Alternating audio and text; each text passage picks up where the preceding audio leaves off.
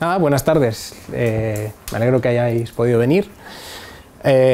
Supongo que todos tenéis más o menos experiencia con MongoDB, tenéis conocimiento, habéis trabajado con ello, tenéis, yo creo que prácticamente todos, ¿no? Perfecto. Vale, pues bueno, sabéis que en noviembre, mediados de noviembre, la tercera semana, si no recuerdo mal, salió la versión 3.4 de MongoDB, que ha supuesto un montón de novedades en un montón de ámbitos. La verdad es que es una versión bastante interesante y que casi yo creo que podría ser una versión mayor, más que una minor o intermedia que han publicado, como la han publicado, ¿no? Entonces, bueno, para intentar afinar un poco el tiro, lo he intentado dividir, pues eso, en 4 apartados, como grandes apartados, en qué es lo que han mejorado, ¿no? Bueno, o cuáles han sido los cambios, pues los he metido en esos 4 apartados, ¿vale? No voy a entrar a lo mejor en un detalle técnico muy profundo, sí que voy a presentar a lo mejor alguno de los comandos, para qué sirve, vamos a verlo con algún ejercicio y tal, pero bueno, esto más bien es enseñaros todo, absolutamente todo, qué es lo que ha salido, y os enseñamos el camino, y luego ya cada uno puede andar el camino como le plazca. Sí que es verdad que a lo mejor vamos a ver alguna cosa que puede venirnos bien, alguna funcionalidad que puede venirnos bien para alguno de los proyectos que estáis trabajando ahora, ¿no? Que al final es un poco el objetivo. Entonces, bueno, vamos a empezar por el framework de agregación, ¿vale? En el framework de agregación han sacado un montón de nuevos operadores, ¿vale? Con funcionalidades muy útiles, y no sé si habéis seguido la versión 3.2, ¿alguno habéis podido ver los cambios que había en la versión 3.2 con el operador $lookup, que te permite hacer un left outer join de otra colección, de tal forma que puedes hacer ya joins, voy a poner con muchas comillas, recordad que no hay joins, entre distintas colecciones de una misma base de datos de Mongo, ¿vale? Entonces, bueno, pues ahora están yendo un poquito más allá y en este caso tenemos búsquedas sobre grafo, ¿vale? Si tienes una estructura de tus datos que se pueda diagramar como un grafo, pues puedes hacer recorridos sobre esa estructura, ese grafo, ¿vale? Relaciones, puedes ver en distintos niveles de profundidad, y yo ya seguro que estoy viendo alguna cara rara diciendo, pero bueno, ciclos, si hay ciclos, ¿qué va a pasar? ¿El apocalipsis va a llegar? No, bueno, calma y tranquilidad, ahora lo vamos viendo, ¿vale? Y luego, por otra parte,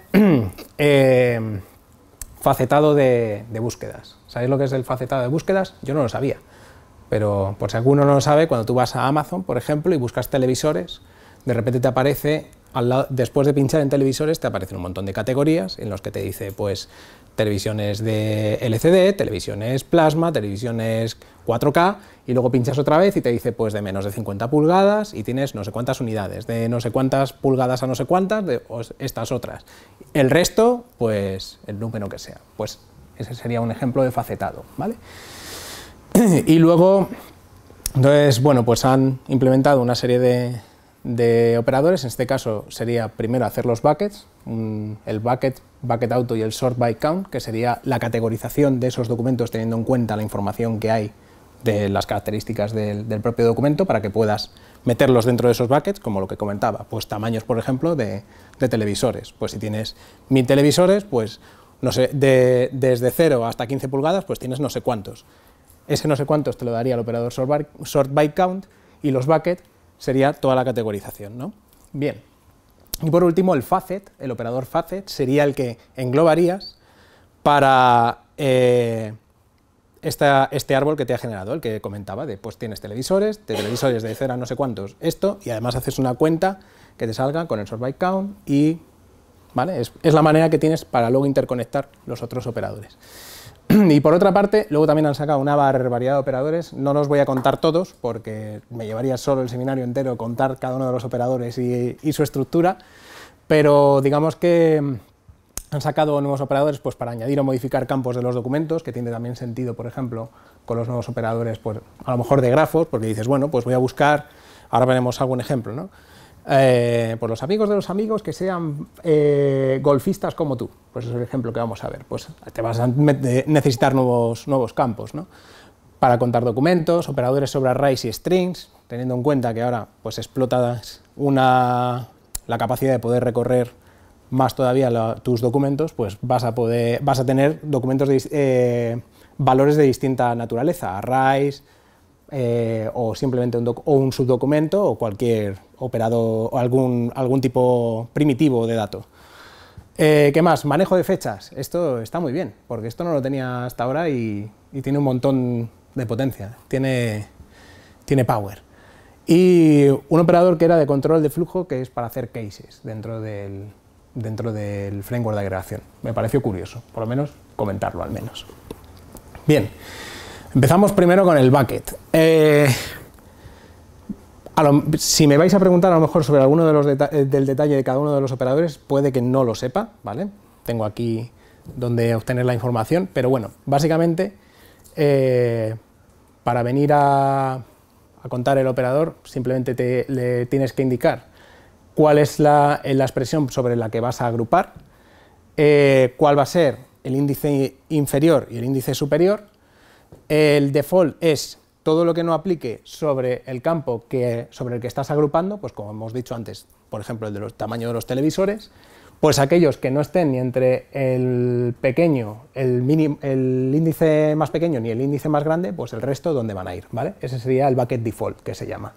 Esto es una lista de rangos, es decir, que puede ir, pues lo que comentaba, desde 0 hasta 15 pulgadas, de 15 a 25, de 25 a 40, de 40 a 60, de 60 a 100 y luego el resto, ¿vale?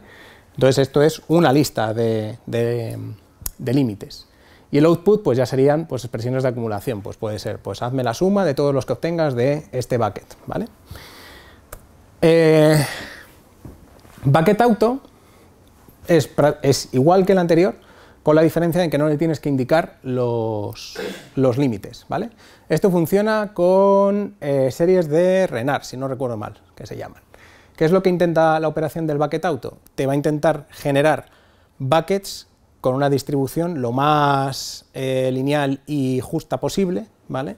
Pero esa distribución también la puedes adaptar, ¿vale? En este caso sí que os recomendaría que eso sería jugando con el parámetro de granularity. Ahí sí que tendríais que ir a la documentación y empaparos bien. Probablemente lo primero que os diría es iros a la Wikipedia, ver que es una serie de Renard, empaparos y luego ya vais ahí, ¿vale? Eso, así os lo adelanto y os evitáis el disgusto que me llevé yo la primera vez que vi la documentación este operador, ¿vale? Bueno, disgusto, el susto más bien. ¿Qué más? Y bueno, pues el sort by count, pues básicamente es eso, pues teniendo en cuenta esta expresión o esta obtención de este campo, pues dame la suma total de todos estos elementos. Pues muy bonito, pero basta ya de tonterías y enséñame algo, que esto es muy aburrido. Bien, pues vamos a ver qué os puedo enseñar. Por una parte, vamos a hacerlo de dos formas. Esto, si queréis, luego os puedo pasar el repo donde está. Sabía que esto me iba a pasar. Ah, sí. So the best. Ahora mismo vamos a trabajar sobre City Bike. No lo he escrito bien. City Bike. No, es que la base de datos se llama con i latina. ¡Qué grandes! Esto, vale. Os voy a enseñar simplemente los datos que hay, que simplemente son writes y stations. Básicamente, el write son paseos que han ido dando. Este es como el sistema de bicicletas que hay en Nueva York, pues como el que tenemos en Madrid, pues sería en Nueva York, y que puedes seleccionar bicicletas y ves cuáles han sido los recorridos que han hecho entre las distintas estaciones, y además también la información sobre los usuarios que han cogido esas bicicletas, la edad que tienen, cuándo la cogió, cuándo la dejó, en qué estación de origen, en qué estación de destino, etc. Y luego por otra parte tenemos la información de las estaciones, que básicamente son los puntos que vemos en el mapa, que es en la ubicación exacta en donde se encuentra, ¿vale? Vamos a echar un vistazo, hacemos un writes.find1 solo para que veáis la estructura del documento, ¿vale? Y básicamente es esto, pues el nombre de la estación, donde se encuentra, que es un GeoJSON, qué bicicletas haya candadas, la duración de la última vuelta que se dio con esa bicicleta, el tiempo, si no recuerdo mal, de entrada y de salida y qué usuario la cogió, ¿vale? Y la fecha de nacimiento del usuario. Y por otra parte tenemos los tótems, que son de la colección, si no recuerdo mal, Stations.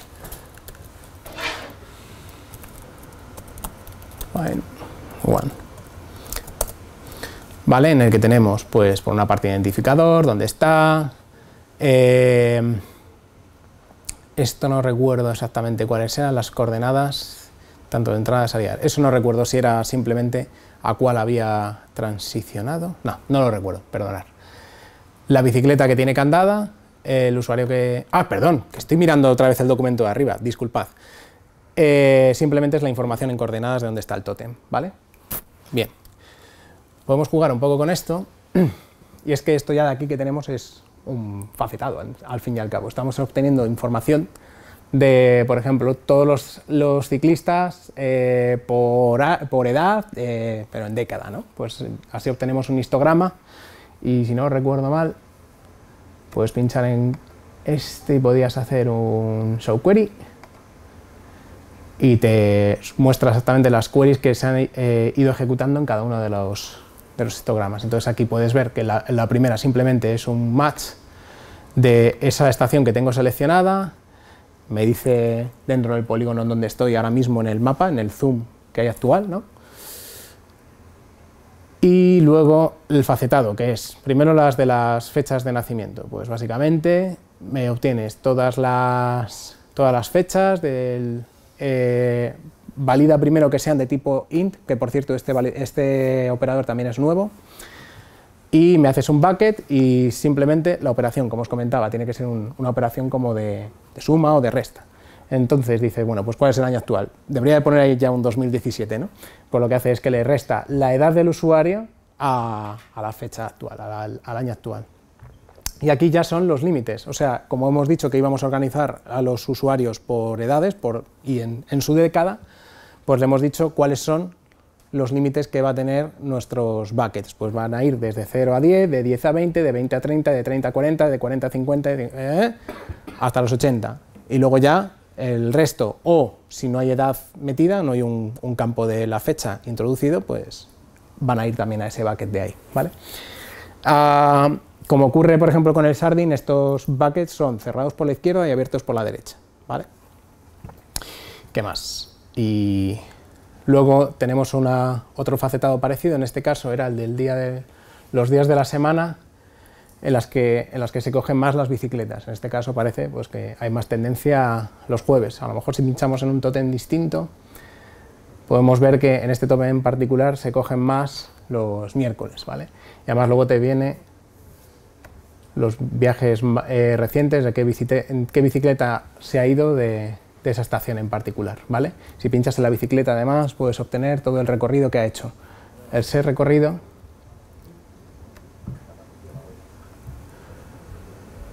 iPad, Project, ¿dónde estás?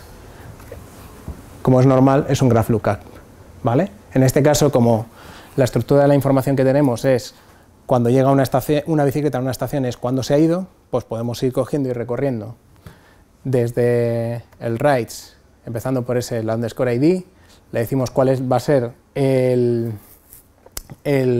campo que queremos conectar, el campo que vamos a obtener, el end, es decir, tú le vas a decir una bicicleta ha entrado desde un origen hasta un destino, pues el del origen es el del start, el end el station, y lo vamos a marcar como bike path, que el bike path lo que nos va a sacar es un array completo con el camino que ha seguido esa bicicleta, ¿vale? Y luego además le puedes poner una condición, porque si no, cogería todas las bicicletas y marcaría el path de cada una de ellas. Entonces, además tú puedes coger y en la operación de grafo hacerle una query para limitar el alcance que quieres que tenga, ¿no? Pues en este caso, solamente para la bicicleta con ese identificador, ¿vale? Ahora vamos a ver también otros ejemplos más pequeñitos que a lo mejor son más sencillos, ¿vale? Vale, si queréis puedo proporcionaros dónde está el código para que le echéis un vistazo. Vamos a seguir y voy a hacer mejorar este presentador, que esto me hace falta. Tacata. Perfecto, vale. Bien, pues, como os comentaba, con el operador del graph lookup, en este caso,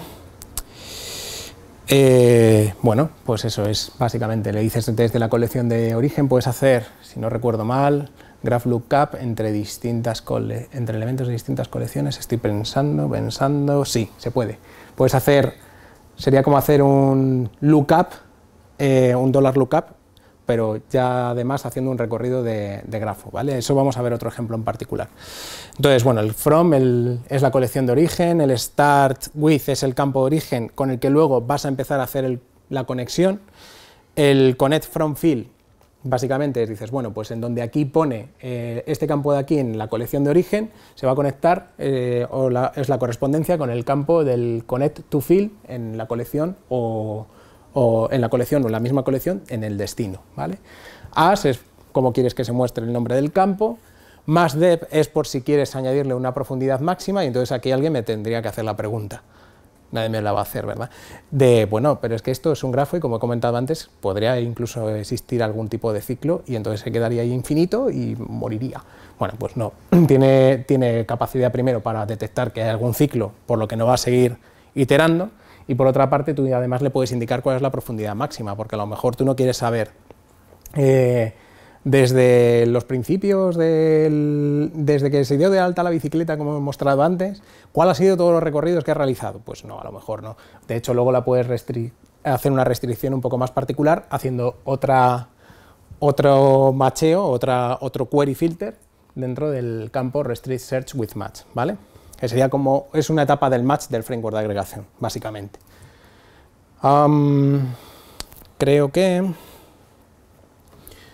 Creo que os voy a contar ya además en el resumen también el resto de operaciones que podéis tener, que bueno, pues como podéis ver, os he contado las más rimbombantes, digamos, y más notorias de esta nueva versión, y como os he comentado, pues tenéis un montón de operadores nuevos para arrays, para tratamiento de string, de cadenas, de fechas y tal, ¿vale? Vamos a ver otro, yo creo que a lo mejor lo que es más didáctico es otro pequeño ejemplo, que en este caso está...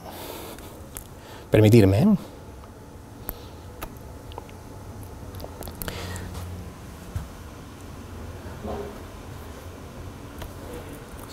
¿Ves?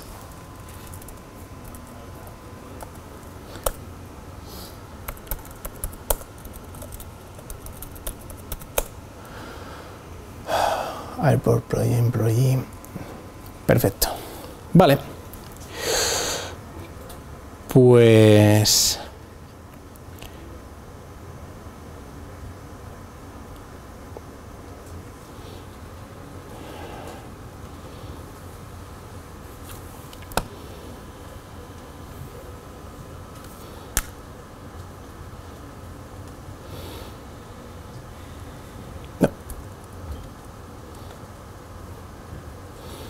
Es lo malo de tener que haber reiniciado la máquina antes de empezar. Disculpad, ¿eh? Vale. Vamos a levantar otra instancia que tengo por aquí.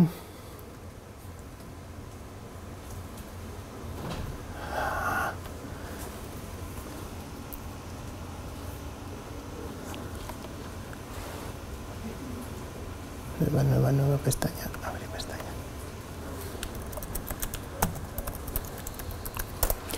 Vale. Mientras voy levantando esto, ¿alguna duda, pregunta de momento? Perfecto. Vale. Bien, pues vamos a ver un ejemplo, por ejemplo, de un pequeño ejemplo sobre el bucket, ¿vale? Tenemos una pequeña colección muy pequeñita, de hecho esta la he sacado de la propia documentación de Mongo, ¿vale? Con lo que podéis ver que no he querido hacer nada más fancy que el ejemplo de antes, que es verdad que molaba mucho y es muy visual, pero bueno, que hay que empezar, antes de volar hay que empezar a gatear, ¿no? Entonces, bueno, pues empezamos primero con la convención que se llama artwork. Voy a hacer un poquito más grande, ¿verdad? ¿A que así está mejor? Perfecto. Vale, que básicamente pues son una serie de obras que tenemos aquí organizadas y tal. Y entonces, bueno, pues queremos, es una subasta probablemente, en el que, bueno, pues quieren vender esas obras por esos precios, ¿vale? ¿No os llama nada la atención, los que estáis más familiarizados con Mongo, en algo en particular de ahí? Perfecto, Sergio os ha ganado un mini punto. ¿Por qué? Porque el number decimal es un nuevo tipo de dato que han introducido en la versión 3.4, ¿vale? Ahora sí que hay decimales de verdad, con la precisión correspondiente, 128 bits de precisión, o sea, bien. Ahora ya se puede poner en ciertos casos de uso que antes podías tener cierto peligro al utilizarlo, ¿vale? Entonces, bueno, como hay confianza, voy a fusilarme a mí mismo mi query y os la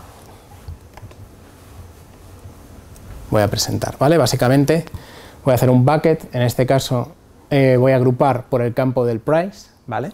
Y vamos a indicarle que quiero agrupar todas las obras que estén entre 0 y 200 euros, vamos a decir, de 200 a 400 y de 400 hasta el más infinito, ¿vale? Y quiero que lo que haga es que me sume toda la cantidad de obras que hay de esos precios y que además me cree un campo que se llama títulos y que meta dentro el título de la obra, ¿vale? Entonces, bueno, ¿lo pongo con un pretty? No, sí es suficientemente pretty. Este sería el primer bucket y como podéis ver la salida pues sería pues todos aquellos que estaban dentro de esa categoría, de ese rango de precios, ¿vale? Exactamente lo mismo con los otros dos. Bien. Como os he comentado, tener en cuenta que esto es como los chunks del Sardine, es el intervalo cerrado por la izquierda y abierto por la derecha, ¿de acuerdo? ¿Qué más? Bueno, pues me parece muy bien, Ernesto, esto que me has contado, pero yo es que no me apetece tener que calcular, pues quiero que sea lo más lineal posible y no tenga que andar ahí diciendo, bueno, pues a ver, voy a adaptar los márgenes de los límites para que me muestre siempre la misma cantidad. Esto, por ejemplo, os podría haber venido muy bien en Marketplace o algo por el estilo, ¿verdad? Bueno, pues tenemos la segunda opción, que es utilizar el bucket auto, que delegas en Mongo lo que es crear estos límites que os comentaba, ¿vale? Tengo otra pequeña colección que se llama Artwork 2, que lo único que tiene un poco de diferente, perdón, he puesto ahí de todo, ¿verdad? Vale, gracias. Título, artista, año de la obra, precio y en este caso pues te pone las dimensiones de la obra, ¿vale? Entonces, ¿qué es lo que voy a hacer? Bueno, en realidad va a ser un poco por el estilo. Voy a agruparlo por el mismo campo, que en este caso era el precio, pero ahora voy a delegar en Mongo la cantidad de buckets que yo solamente le voy a decir, quiero que me lo dividas toda esta información de esta colección en 4 buckets, ¿vale? Entonces ha decidido, como podéis ver, ha sido pues muy majo, porque nos ha distribuido muy linealmente todos los documentos que tenía y hemos obtenido 2, 2 y 2 en cada uno de ellos. Sin embargo, podríamos haber jugado a lo mejor con los buckets un poquito. Uy, va, disculpad. En este caso, vale, dices, ¿qué ocurre aquí? El count, si no recuerdo mal, si tú juegas con los buckets demasiado mal y te pasas, a lo mejor, si pones más buckets incluso de los documentos que tienes, pues obviamente no te va a poder meter dentro de ningún bucket algo que no tenga dato, ¿no? Entonces ha sido un poco el caso que nos ha pasado. Si ponemos en vez de 4 ponemos ya 3, pues aquí ya obviamente se ha tenido que descompensar un poquito, ¿vale? Si luego ya jugamos con el parámetro que os comentaba antes de las series de Renard, pues ahí ya puedes jugar más con esa distribución, que a lo mejor quieres que en los límites más altos haya más documentos, o sea en el primer cuartil que quieres que haya más información. Esto ya es de tema de estadística y tal, ¿no? Mejor lo dejo para otro momento, que ya es viernes. Bien, entonces, bueno, pues si tenéis alguna duda en particular ahora mismo sobre bucketización y tal, bien, ¿no? Esto, dime. Si lo quieres hacer en función del número de resultados que te pueda traer, claro, eso del margen tú lo puedes hacer manualmente si sabes el número de resultados que hay. Tiraría del auto, entonces. Tienes que hacer el auto, ¿no? Tiraría del auto si lo que quieres es que te lo muestre lo más lineal posible. Si no, pues tendrías que hacer antes a lo mejor un select byte count, un sort byte count, perdón, en el que tienes que coger y ver de cada una de las categorías que quieres o de dónde quieres categorizar, cuántos tienes, y luego adaptar tus buckets a la información que tú luego quieres filtrar, ¿no? en esa faceta, ¿vale? O sea, lo que pasa es que eso, no sé qué aplicación podría tener realmente de forma que fuera útil en el mundo real, en un proyecto real. Te pongo un ejemplo. Imagínate el caso de Amazon. Amazon tiene miles de productos en los cuales cada margen de precios, por ejemplo, si quieres facetar por precios es distinto, o incluso elementos. Pero tienen las pulgadas, en otros tienen el idioma, etc. Claro, es que tú luego tienes que decidir sobre qué campo quieres pivotar. Entonces, eso tienes que elegirlo tú, te lo va a demandar al final tu aplicación. Obviamente no puedes comparar camisetas con televisores, entonces siempre tendrás que ir a los casos, Lo que dices es que al final va a ser un poco manual, o sea, tiene que estar el usuario, el desarrollador, detrás todo el tiempo customizando, digamos. O sea, entiendo que tienes que tener un conocimiento funcional de los datos. Obviamente, claro. Para tener que jugar. Y lo que sí veo que puedes hacer, puedes utilizar, cuando no sabes el volumen de datos cómo van a quedar distribuidos, puedes utilizar el auto para hacerte una idea. Exacto. Pero, claro, los márgenes que te da son irreales para aplicar luego, pero tú lo puedes ajustar, los puedes acercar luego a lo que te interese. Imagínate que de repente, pues como el caso del marketplace que estábamos hablando, pues has adquirido una empresa que solamente vende artículos de lujo y normalmente tu flujo de precios no llegaba a 100 euros. Pues de repente vas a encontrarte que hay una categoría default en la que te caen un montón de productos que superan los 1000 euros y dices, pero bueno, ¿esto qué es? Pues obviamente tendrás que volver a readaptar tu bucket para volver a una situación bueno, obviamente no hay que hacer que en tu aplicación, cuando tú bucketizas manualmente, sea distribuido de manera uniforme. Eso es en función de lo que obtengas. Si obviamente tú tienes un montón de televisores de 20 pulgadas porque no has sido capaz de darle salida, pues ahí tendrás un 400, un 500 y a lo mejor solo tienes 2 televisiones de 60 pulgadas, pues en ese bucket tendrás menos. O sea, lo importante no es el tamaño que tengas dentro de ese bucket, sino pues cuáles son los límites que tú quieres definir. Eso al final te va a venir de manera funcional por la aplicación, por la necesidad de la aplicación, ¿vale? O sea, no es que tú tengas que, como desarrollador, siempre generar buckets que sean de un tamaño más o menos similar. No, eso, olvídate. Como por ejemplo los televisores, que siempre tienes una categoría de lujo que es la que te hace subir el precio de la media, que es donde tienes todo el grueso de lo que vendes. Efectivamente. Así que, vamos, por eso no os preocupéis. ¿Vale? En cuanto a rendimiento, ¿cómo se comporta cuando hay, no sé si sabes, miles, a lo mejor 1 millón de documentos? ¿Cómo se comporta, por ejemplo, Mongo cuando tienes un framework de agregación sin índices y una cantidad enorme de documentos? Entre mal y peor, ¿no? Vale. Igual, ¿no? Similar, ¿vale? Vale, más cositas.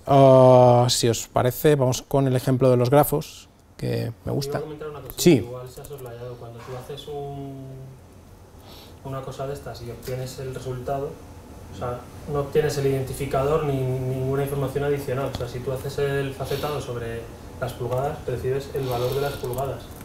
Si tú eso lo tenías en otra colección o tienes algún identificador o alguna cosa sobre la que poder consultar cuántos documentos tienes con esas pulgadas, te lo tienes que hacer tú. ¿No? Puedes poner la consulta que has hecho antes otra vez con la de los cuadros. Sí, o sea, no te aparece, no te aparece si la haces tú. O sea, si tú quieres buscar, es que no recuerdo cómo ha sido la que se... Voy. La última, la del bucket auto. No, la bucket normal, ¿no? Bucket normal. No venía a los límites porque los ponías tú, ¿no? Claro. No, el que... de los dos, de todas formas. Da igual, en realidad, sí. En uno de precios te da igual porque lo que vas a buscar va a ser el máximo y el mínimo de los precios, pero cuando estás buscando un valor concreto, o sea, tú lo que devuelves... Esta de aquí. Sí, pero lo he hecho aposta porque estaba en otra cell distinta. Ah, no, era para que lo ejecutaras si podías. Ah, sí, por supuesto. Te devuelve un array con los valores que están dentro de cada rango.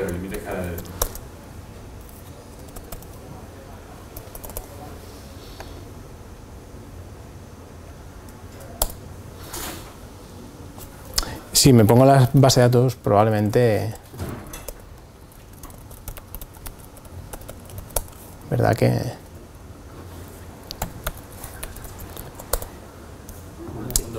Sí, gracias. ¿Cómo te boicoteo, No hay problema. Ahí que no aparece. O sea, no aparece índice superior y... Claro, tú inferior. tienes- No. 0, 200, te aparece el importe del rango, ¿no? Como Eso es. El primer segmento, el segundo, el tercero, Pero etcétera. en función de lo que De los- estés consultando, te puede dificultar luego el mostrar los resultados de ese facetado. Eso es. Es lo que quería plantear. Ay, y ya, para enlazar, no tiene que ver exactamente. Sigue teniendo el límite de que no puede hacer la ordenación en memoria de más de 34 megas. Puede utilizar. Lo han ampliado. Te lo tengo que mirar, pero juraría haber visto ayer que lo habían ampliado, pero como no estoy del todo seguro, déjame que te lo consulte. Creo haber leído que eran 64, pero como fui muy de soslayo, prefiero confirmártelo, ¿vale? Siempre puedes hacer lo de la opción de Allow This Use, me parece que es, para volcar a disco y luego poder, o volcar a una colección la salida, de tal forma que puedas luego hacer la consulta. Vale, pues si os parece voy a ir con la otra, en este caso con los grafos, y voy a ir apretando un poquito, ¿vale? Vale.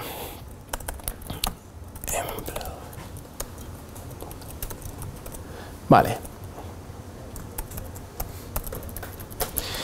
Aquí básicamente lo que tengo es unos usuarios, bueno, una base de datos de una colección de una empresa, en este caso es de Mongo además, que te indica cuál es el nombre del trabajador en particular y a quién reporta, ¿vale? Es básicamente pues una jerarquía, básicamente un organigrama de la empresa. Bien, pues vale, si quisiéramos obtener a quién reporta cada uno de ellos, tiquitris, podemos hacer una consulta como esta. Como esta, si la logro copiar. Perfecto. Vale.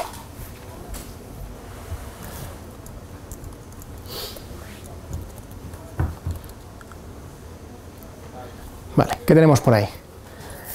Le estoy diciendo que lo que quiero es, desde la colección de empleados, empezando con el campo reportando a quién y conectando con el reporta a quién, porque al fin y al cabo, por cada uno de los documentos, lo que quiero ver es quién reporta a cada uno de ellos, conectando con el campo name, que al final va a ser el que luego, el que transversamos es el del reports, pero luego el que quiero obtener es cuál es la persona que reporta a las otras, ¿no? Y lo vamos a sacar en un array que se llama Reporting Hierarchy, ¿vale? Jerarquía de reporte. Entonces, bueno, pues a la hora de reportar, en este caso, pues el CTO no tiene que reportar a nadie, ¿vale? Perdón, el CEO. Aquí tenemos luego a Elliot, que reporta a Dev, en este caso, que es el contenido de lo que es el documento como tal, y luego además, en el Reporting Hierarchy, te va mostrando, te va haciendo lo que es la transversión del grafo, ¿vale? Igual, pues poco a poco vas viendo que, bueno, pues tanto Elliot como Ron están en la misma categoría, porque vemos que únicamente, en este caso, perdón, Rod reporta a Dev y a Elliot, ¿vale? O sea que en este caso estaríamos en una jerarquía así. Vale, Ron que reporta a Elliot, pues... que a su vez Elliot reporta a Dev y que Dev... Dev es el presidente, que reporta a Elliot, Ron reporta a Elliot, que Elliot reporta a Dev, eso es. O sea, esto es lo que te permite ir después reconstruyendo toda la cadena de reporte, disculpad. Vale.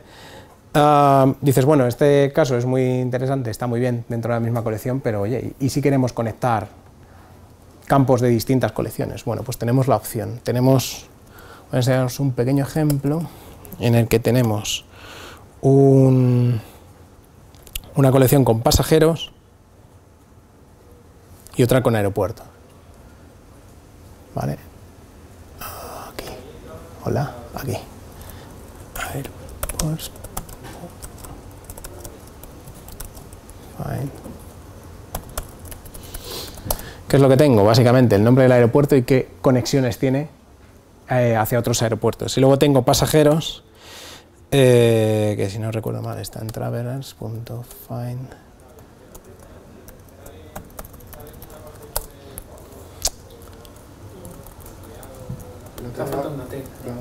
Gracias. No sé por qué tengo obsesión. Ahí va. Vale. En el que indica los pasajeros que son y cuál es su aeropuerto más cercano. Entonces, el objetivo que queremos con esta query es ahora obtener todos los aeropuertos más cercanos a cada pasajero y a su vez que nos saque todas las conexiones de cada uno de esos aeropuertos. ¿Vale? Volvemos por aquí. Entonces, vale, básicamente lo que queremos es, primero desde aeropuertos, empezar por el nearest airport de la colección de empleados, perdón, de pasajeros. El campo de conexión es tanto el connect como el airport, ¿vale? Que es el nombre del aeropuerto de origen. Y la máxima profundidad que quiero es 2, no quiero que me muestres que luego después con los que conecto, quiero que me enseñes los que conectan a su vez esos que conectan, no, solamente quiero ver con aquellos que conectan y la información que pueden tener, no quiero que recorras más abajo. Y luego, ¿cómo le voy a llamar al campo? Que se llama non-connections y como destination, pues nada. Y aquí obtendríamos cada uno de las personas, cuál es su aeropuerto más cercano y los posibles destinos que tiene. Y además, eso, cuáles son el número de conexiones que tiene a su vez disponibles, ¿vale? O sea que puedes además ya relacionar información de distintas colecciones, ¿vale? ¿Dónde las relacionan las dos colecciones? No lo he visto, perdón. Tenemos aquí, primero de airports, y le voy a decir que conecte desde el field connects hacia el field airport, ¿vale? Y empezando por nearest airport. Pero no le dice la colección de travelers. ¿Cómo que no? db.travels.aggregate. No, esa no, la colección de aeropuertos. Ah, la colección de aeropuertos es la que se llama from, ¿vale? Yo hago la agregación desde Travels y conecto, le digo que conecte hacia la colección de airports. Esto, si habéis trabajado con GlueCap, es lo mismo. Es al final, tú haces la agregación sobre una colección, que es la de origen, y luego haces el left-inner outer join, indicando en el paso del framework de agregación, en el lookup, la colección de destino. ¿Vale? Es exactamente lo mismo. Voy a acelerar un poquito, ¿vale? Si nos importa, que yo creo que si tenéis alguna duda en particular, pues la podemos resolver un poco más adelante, pero bueno, al final, si habéis trabajado con el framework de agregación, sabéis que esto es pelearse y empezar a hacer queries como loco, ¿vale? ¿Qué más? Ahora la segunda parte, que quería hablar sobre los tipos de datos y funciones. Esta parte te la dedico a ti y a todos tus compañeros, creo que a ti a lo mejor también, y no sé si a alguien más. Buenas noticias. Ya hay collection. ¡Bien! Alberto con la A minúscula no va antes que Alberto con la A mayúscula. Bueno, si quieres sí, que lo sepáis. ¿Vale? Hay soporte para más de 100 idiomas y locales distintos y para todas las queries con índices. Puedes decirle que se salte el locale o que no se lo salte, que utilice el que tiene en la propia colección, ¿vale? Esto se hace a nivel de colección y tú le creas la colección con ese locale particular, ¿vale? Esto os va a venir muy bien a más de uno y a más de dos, que lo sé yo, ¿vale? Entonces yo creo que es de gran regocijo y alegría esta feature, ¿vale? ¿Qué más? Tenemos también, como se ha fijado muy bien Sergio, bien hecho, nuevo tipo de dato, que es el decimal, ¿vale? Entonces, bueno, pues soporta decimales hasta 128 bytes, tanto en el servidor como en los drivers, que esto es importante, porque a lo mejor tú lo puedes almacenar en el servidor, pero si luego el driver no lo sabe interpretar, ya verás tú las risas, ¿no? Entonces, se evitan errores que se puedan acumular a causa del redondeo que podía hacer antes con cualquier otro tipo de dato. Y bueno, como podéis imaginar, a un banco esto le viene muy bien, porque obviamente este tipo de redondeos pues si pierde una 1000.000.000ésima de euro por cada transacción, pues a lo mejor si hiciera una transacción al día, pues no le importa. Pero empiezas a sumar operaciones que hace un banco y probablemente sería mucha pasta, ¿vale? Igual pasaría pues en el ámbito científico, ¿no? Que tienes que jugar con números muy grandes, muy grandes. Entonces, bueno, pues ya tenéis un nuevo tipo de dato con el que se puede jugar. ¿Qué más? Vistas de solo lectura. ¡Onda! Pues sí, ahora se tiene posibilidad de poder crear una vista de solo lectura, que tú lo que haces es que le dices el nombre de la vista que quieres hacer. View on es básicamente sobre qué colección, si no recuerdo mal, y el pipeline es básicamente una operación de match o el query, la query que quieres ejecutar sobre esa colección para que solamente se muestren esos campos. Pues por ejemplo, se me ocurre un ejemplo muy particular que podría ser una base de datos de empleados donde están tanto los sueldos como el fecha de nacimiento, todo tipo de datos sensibles, y a lo mejor tiene que venir pues alguien a hacer pues un CRM para mostrar toda la lista de empleados. Y dices, ¡ay, qué bonito! Muy bien, pero no quiero que, ya que tengo esos datos ahí, no hace falta que me los tenga que replicar a otra parte, pero a lo mejor no quiero que sepa lo que cobran. Perfecto, pues puedes crear una vista de solo lectura que puede consultarla y puede obtener toda la información, pero le ocultas, le haces una proyección solamente sobre los campos que te interesan, ¿vale? Entonces, bueno, pues es una funcionalidad bastante chula. Una pregunta, Ernesto, ¿sabes si esta ejecución de solo lectura es no bloqueante? Es buena pregunta, no lo sé. Creo que no es bloqueante. Vamos, el nivel de bloqueo que tienes en Mongo es a nivel de documento. Lo que pasa es que luego no he podido avanzar un poco más allá en saberte decir si utilizas WiredTiger, ojo, si utilizas WiredTiger el nivel de bloqueo es a nivel de documento. Pero luego no sé si te va a hacer algún tipo... Si haces una query a lo mejor muy compleja dentro del pipeline, si haces un aggregation muy grande que no utiliza índices, probablemente esa vista te tarde un ratito en pintar. Si a lo mejor haces una vista que hagas, como estás diciendo tú ya, muchas cosas. Joins y cosas por el estilo, a lo mejor se va a bloquear. Claro, entonces bueno, pues ojito con lo que quieres enseñar y... Vale. Sobre Sardin y Replicaset también ha habido novedades. Para empezar, estrenamos el Sardin basado en zonas. No sé si habéis tenido oportunidad de trabajar con Sardin y sabéis los tipos de Sardin que tenemos, que sería el Sardin a través de rango, pues si tú tienes una SAR key que va por rangos, tú puedes hacer queries que luego solo vayan contra uno o dos o la cantidad mínima de SARs para intentar escalar horizontalmente las lecturas y las escrituras. Tienes luego la opción de sardear por una SAR key que sea de nivel por firma, por SHA, ¿vale? Que simplemente va a meter los datos y lo va a meter donde caiga. Y luego está otra forma que era por tags, que tú directamente cuando insertabas le decías exactamente el tag del SAR al que querías que se metiera la información. Bueno, pues esto es un poquito más allá, ¿vale? Ahora se llaman zonas. ¿Y cómo funcionan las zonas? Pues que tú vas a asociar de la SAR key rangos y además tags, de tal forma que tú puedes tener una zona A, por ejemplo, que va a coger todos los chunks que vayan del 1 al 10, una zona B, que va a coger un chunk B que va desde el 10 al 20, ¿vale? Y tú puedes asignarle a los SARs distintas zonas, de tal forma que tú puedes tener SARs con una sola zona que solamente van a caer esos chunks ahí, o puedes meterle más de una zona y distintos chunks introducirán información ahí dentro. ¿Para qué puede ser útil? Imaginemos que tenemos una colección en la que tenemos una SAR key basada en una fecha, que no debería ser una de las mejores SAR keys a utilizar, pero lo que quieres es tener distintos tiers de SARs dependiendo del rendimiento que tienes, ¿vale? Dices, mira, los datos de los últimos 15 días los voy a estar consultando de manera más fuerte, con lo que necesito que esos datos salgan rápido.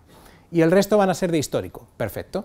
Puedes tener tus chunks en el que vas a decirle, pues, la zona Gold, que son unos SARs que voy a tener con discos SSD, unas máquinas grandes, unas máquinas potentes, les asigno por la zona Gold.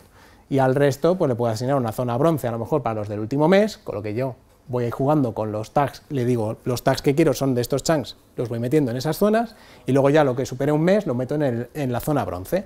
Con lo que ya los documentos, utilizando el algoritmo de balanceo, se van a migrar ellos solitos al SAR que le corresponde. Si compartes que claves en zonas, estaban replicados, ¿verdad? No. Claro, un chunk, ¿cómo decirte? O sea, los documentos te van a caer tus documentos van a caer dentro de un chunk, y ese chunk ya va a caer o en este SAR o en este otro, ¿vale? Si comparte, bueno, en este caso sería o en ese o en este otro, ¿vale? Porque tienen los dos el tag A, ¿vale?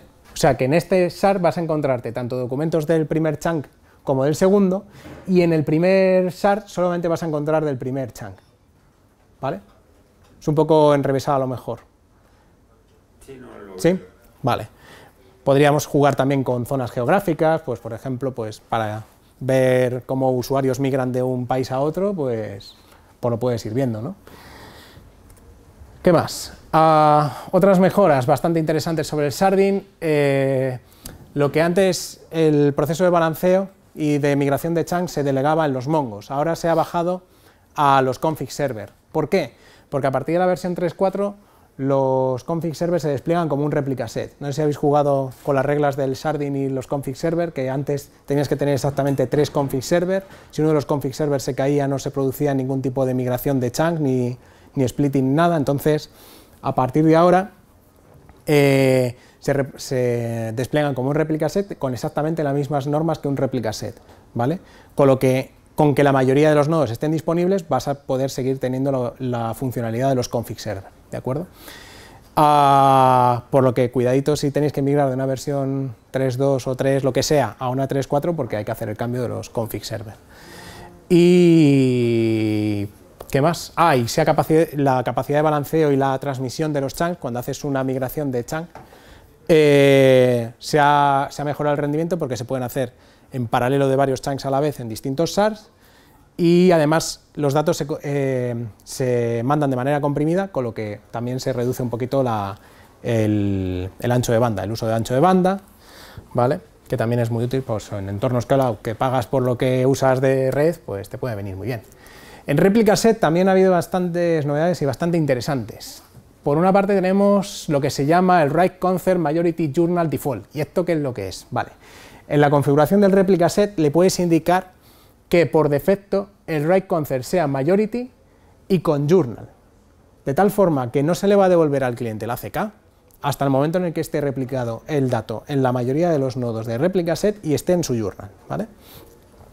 Por otra parte tenemos el Write Concert linearizable, que va un poco en la misma línea que lo anterior. El linearizable, ese Write Concert, lo que nos va a garantizar es que cuando tú leas un dato, esos datos nunca se van a poder hacer rollback, ¿vale? Porque ya están en la mayoría de los nodos.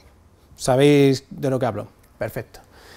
Pues, ¿y qué más? Y la sincronización inicial ha sido mejorada. ¿Por qué? Si alguna vez os ha pasado que se os ha caído algún miembro de Replica Set, se os ha quedado atrás y tiene que volverse a coger, es un rollo hasta que replica todos los datos, ¿verdad? Bien, pues ahora lo que han hecho para mejorar es que, para empezar, la sincronización, los datos viajan comprimidos, como he comentado antes también con el ejemplo de la migración, y se van a construir los índices a la misma vez que se van cargando los datos, y por si fuera poco, antes si de repente en mitad del proceso de sincronización se te caía la instancia, tenías que volver a empezar.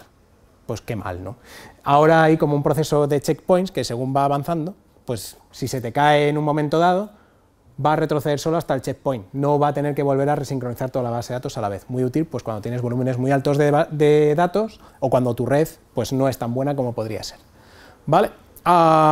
Además, en el RS Status ahora te indica, cuando tienes un nodo en sincronización, el estado en el que se encuentra y el estado en el que el progreso de la sincronización, ¿vale? Que eso es bastante interesante para decir, jo, ¿cuánto queda? Pues ahora ya tienes ahí un pequeño dato. ¿Qué más? Y mejoras en cuanto a plataforma y herramientas, pues bueno, ahora soportan más arquitecturas. En entornos empresariales, pues a lo mejor lo del Power8, el Z-Series está muy bien, pero os habéis fijado en el primero, ¿no? ¿A qué apesta? A que lo siguiente va a ser Mongo en dispositivos móviles. Va a molar. Yo creo que lo siguiente va a molar mucho, ¿vale? ¿Qué más? El conector de VI, ¿alguno lo ha podido utilizar? bueno, pues digamos que han hecho mejoras, que por lo visto funcionaba bastante regular, antes se utilizaba una Postgre intermedia, si no recuerdo mal, y esto ya lo han mejorado y creo que han hecho como un driver nativo, si no recuerdo mal, para conectar. Hace algo similar a lo que hace Apache Drill. Sí. Hace una especie de proxy de la consulta, de traducción de la consulta directamente, en lugar de meter los datos en la Postgres y ya consultarlo. Y bueno, Compass, ¿conocíais Compass? Vale, pues Compass es como el GRI que ha sacado Mongo, como mucha gente aquí he visto que utiliza RoboMongo, o MongoBue o cualquiera por el estilo, pues en Compass ahora se pueden hacer un poquito más de queries, además te da ahora visión del performance en tiempo real de las instancias y de las colecciones, el número de lecturas, escrituras, índices, etcétera, está bastante bien. Y luego pues en Atlas, que es la versión de MongoDB como servicio que tienes en la nube, pues ahora puedes hacer peering de VPCs, y de tal forma que si tú ya tienes tus instancias de EC2 corriendo en una cuenta, pues puedes hacer el peering entre esos dos VPCs y no tienes que andar metiendo una VPN ni nada por el estilo, ¿vale? Y bueno, pues preguntas, algo más que añadir, algo que os venga, tenéis mi contacto, podéis atraparme en cualquier momento y preguntarme lo que sea. Espero que os pueda servir o a lo mejor os haya dado algo de interés para vuestro proyecto, o algún caso de uso que digáis, pues esto nos puede llegar a venir muy bien, o jolín, esto que bien me habría venido, que eso también puede, más bien eso, ¿no? Y bueno, pues por mí esto es todo, así que nada, pues muchas gracias a todos por venir y por haber sobrevivido.